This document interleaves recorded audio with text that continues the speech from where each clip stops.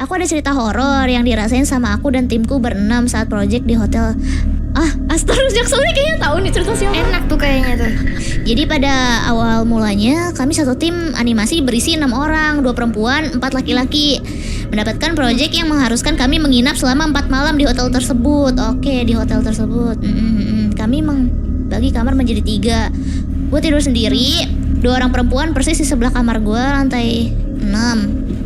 Dan 3 orang laki-laki lainnya di lantai 23 di kamar yang Jauh smoking banget. area. Iya anjir, jauh banget dari lantai 6 ke 23. Malam pertama tuh. Kamar gua dan kamar sebelah gua yang isinya cewek-cewek sama-sama diketok. Dan pas dilihat ya gak ada orang gitu. Oh jadi kamar ceweknya diketok-ketok tapi gak ada orang pas dicek gitu. Oke. Awalnya pada ngira kalau itu yang ngetok temen gue yang bertiga. Oh jadi tuh ngiranya yang cowok-cowok itu lah yang ngetik gitu, jahil gitu. Tapi itu adalah sebuah hal yang nggak mungkin karena mereka beda lantai dan nggak punya akses. Oh, Tapi kayak aneh juga sih kalau kamar hotel diketok sama yang nggak dikenal. jadi kan Malam lagi. soalnya ada beberapa hotel yang kayak misalnya kita nginep di lantai 1 nih, jadi kita cuma bisa diakses satu lantai itu doang, kita nggak bisa akses lantai lainnya gitu. Jadi kalau misalnya kita mau pakai lift pun liftnya langsung ke lantai itu doang, sama ke basement mungkin gitu. Oh. Tunggu dulu. Tapi lantai 6 tuh jarang nggak sih ada di gedung-gedung itu? Biasanya 6-nya tuh di kantin di skip gitu loh. Kan ada angka-angka yang di skip ya. Oh iya. 4 Iya nggak gak sih? Kadang-kadang di gedung-gedung. Oh iya 4, 13, 6 nggak di skip ya? Mungkin sih, tapi ini kurang ngerti sih, kurang tahu. Mungkin beda. Kurang juga sih. Mungkin beda hotel, beda ini. Oh ini pengalaman pribadi Kuntole guys. Iya mungkin ini kalau kayak belum tahu. Nyata. Ini kalau kalian belum tahu, Ninik tuh punya tim namanya Kuntole. Orangnya pernah ikut live juga. Dia maunya disebut Kuntole. Terus ya ini pengalaman pribadi dia mungkin ya. Terus kejadian anehnya ke malam kedua, posisinya gue habis selesai sholat maghrib. Oke, berarti dia adalah lelaki ya. Dia habis sholat maghrib, terus tiba-tiba lampu kamar mati sendiri, anjir. Hotel mati lampu. Tiba-tiba mati sendiri. Pas gue jalan nyamperin saklar lampu, niatnya mau nyalain lampunya, tapi tiba-tiba lampunya nyala sendiri. Curjuannya. Oh, kaget banget. Jujurnya gue kaget banget, tapi gue berusaha stay cool anjay. Supaya yang gangguin nggak makin kesenengan. Iya sih. Gila, udah belajar teori dia ya. Ternyata besok paginya dari kamar teman gue yang isinya 3 orang itu, besok paginya pas kita semua ngumpul buat sarapan dan teman gue yang kamarnya masih sama gue cerita mereka ketiduran sampai jam Misah. Misah sama gua. Oh iya Misa. Oh iya Misa. Dia cerita tuh akhirnya waktu makan sarapan kan, jam 2 pagi dan kebangun.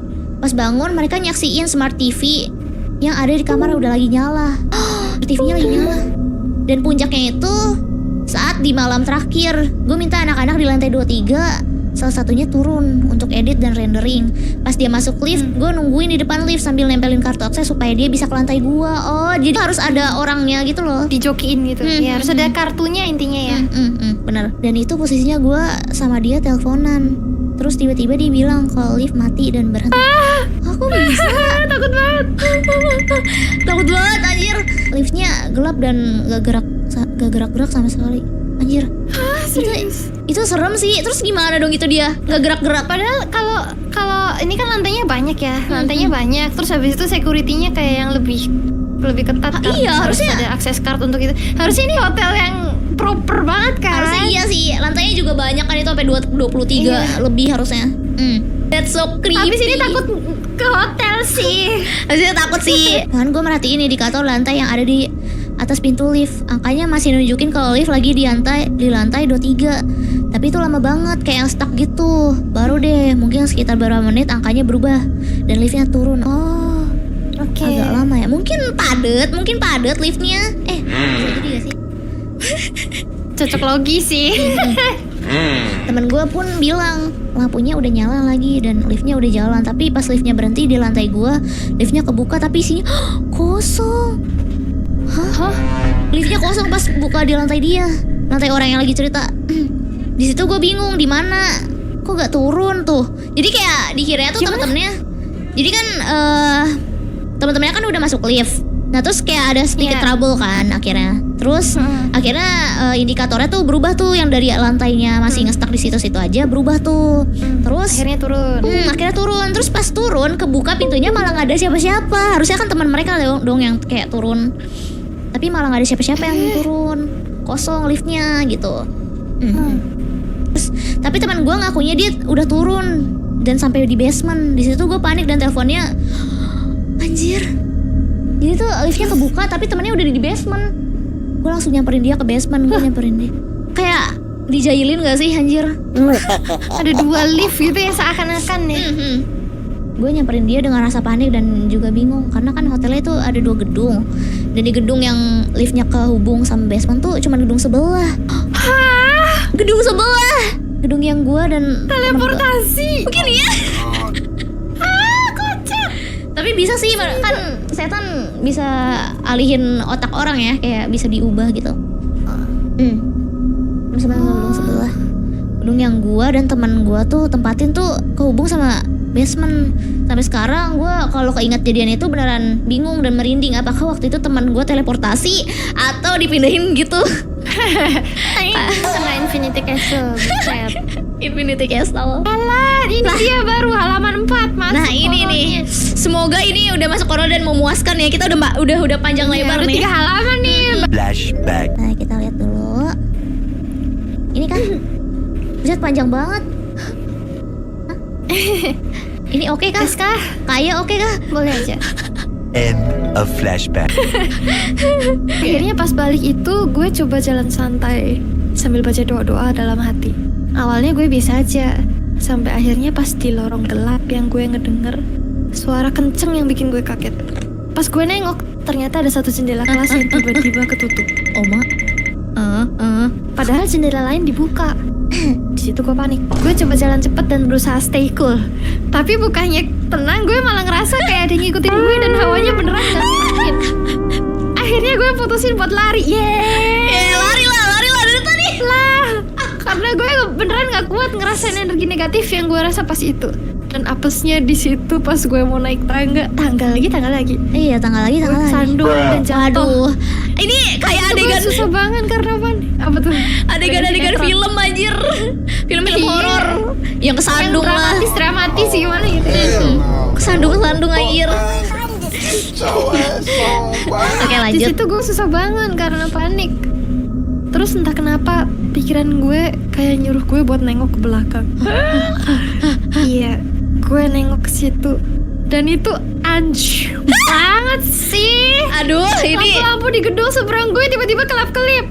Padahal tadi lampunya normal-normal aja. Di situ gue panik setengah mampus dan berlama kecil.